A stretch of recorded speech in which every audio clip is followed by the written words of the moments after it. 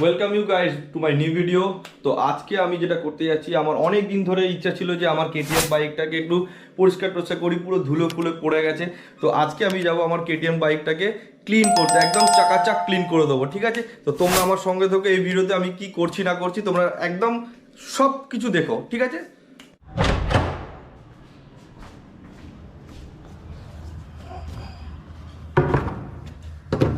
চলো নি না হলো, এবার চলে যাওয়া যাক আমার বাইক ধোয়ার জন্য।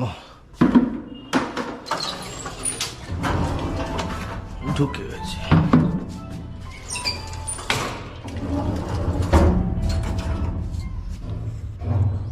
কত ধুলো পড়েছে দেখেছো? স্ট্যান্ড করে দিই, গিয়ারে দিয়ে দিই। ইস, কত ধুলো পড়েছে বাবা, এটা উঠে যাচ্ছে রে, প্রসেনজিতের ইটা উঠে যাচ্ছে, অনেকটাই ধুলো পড়েছে। চলো বস, তো আমার এই 390 অ্যাডভেঞ্চারটাকে আজকে একদম পলিশ করে দিই, ঠিক আছে?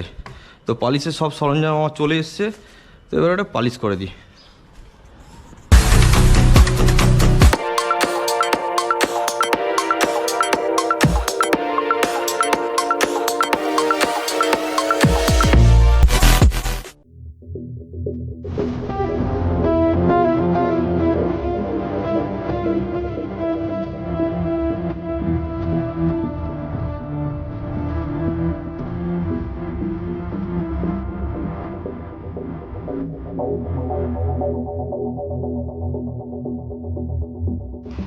কি নোংরা হয়েছে বাবারে, বিশেষত এই জায়গাগুলো বেশি নোংরা হয়েছে, কালো কালো একদম সব বেরোচ্ছে, দেখেছো তোমরা?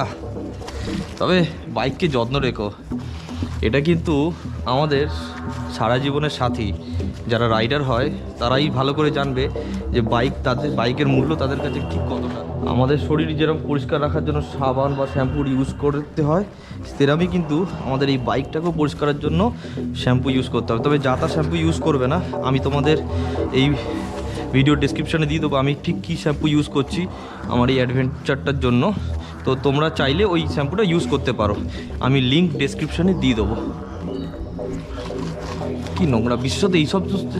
একটা জিনিস আমি দেখেছি, আমার এই যে বুলেটটা ধুতে যতটা কষ্ট হচ্ছে, তার থেকে বেশি কষ্ট আমার বুলেটটা ধুতে যতটা কষ্ট হয়, তার থেকে বেশি কষ্ট কিন্তু কেটিএমটা ধুতে হয়। কারণ এটা ছোটো ছোটো সেগমেন্টগুলোতে কত নোংরা হয়েছে রে ভাই। এই ছোট ছোট জায়গাগুলোয় বাইক, আর তোমাদেরকে আরও একটা কথা বলছি, বাইক যখন ধোবে গাড়ি যেন ঠান্ডা থাকে, তা নাহলে এই সমস্ত জায়গাগুলো তুমি হাত দিয়ে করতে পারবে না, তুমি ওপর করে ছেড়ে দেবে আর বাইক পুরোপুরি পরিষ্কার হবে না। গাড়ি ঠান্ডা করে সব সময় বাইক ধোয়ার চেষ্টা করবে।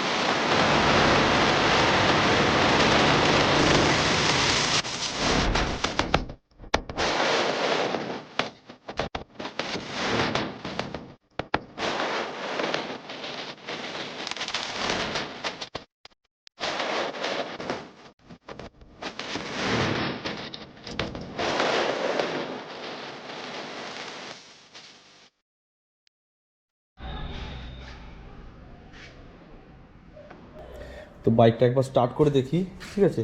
ধোয়াধুয়ি হয়ে গেছে, তো বাইকটা একবার স্টার্ট করে দেখি। আমার বাইক বেশি দূর চলেনি, দেখে নাও, 3439 কিলোমিটার চলেছে। তো আমি 2300 কিলোমিটারটাই চালিয়েছিলাম নর্থ সিকিম পুরো, ঠিক আছে? তারপরে আর এখনও পর্যন্ত ট্রিপে যাইনি, তো আবার ট্রিপ শুরু হবে। তো আমার নেক্সট ট্রিপ শুরু হচ্ছে, আমি যাচ্ছি ভাইজ্যাক। তো ভাইজ্যাক কবে যাবো আমি ইনস্টাগ্রামে পোস্ট করে দেবো, তোমরা দেখে নিও, ঠিক আছে? তো বাইকটাকে স্টার্ট করা যাক, কেমন? ওয়াও, সাউন্ড কোয়ালিটি ও মারাত্মক সাউন্ড। একটা জিনিস খেয়াল রাখবে, বাইক স্টার্ট করলে না বেশ পিটি করে না জল পড়তে থাকে। এই জলগুলো কোথায় কোথাও ছোটো ছোটো জায়গা সব লুকিয়ে থাকে, দেখতে পাচ্ছি জল পড়ছে, জলগুলো পড়তে থাকে।